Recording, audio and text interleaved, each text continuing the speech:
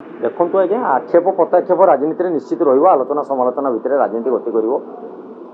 तेणु स्टालिन जो डाकरा नवीन बाबू जातु नवीन बाबू डाकरा स्टालिन आसतु यहाँ गोटे कौटी बड़ विचित्र कथा नुहे कि निष्पत्ति कौन हो अपेक्षा करने दरकार अच्छे निष्पत्ति हो सारा लोकलोचन जो तथ्य आसो से सत्यता रहा से विषय आलोचना कर देखु दीर्घ 24 वर्ष सरकार भितर जी कलंकित गारिमा था बर्तमान तार दंड से भोग कर से राजाचक्र सृष्टिटा कौटू ये केते राजाचक्र से सृष्टि कर माने जी जाना लोक जापार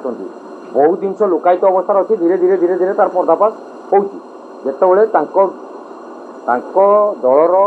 सेतेबेलेकार विभाग मंत्री एवेकार मान्यवर विधायक जो तथ्य देते से अवगत सरकार को करते सरकार से कर्णपात कर जो द्वारा कि जना पड़ुची राजाचक्र केवल नुहे बैकफुट्रे कि प्रोत्साहित करने लोक से थर्ड फ्लोर बसते भाया लगुच कि वरिष्ठ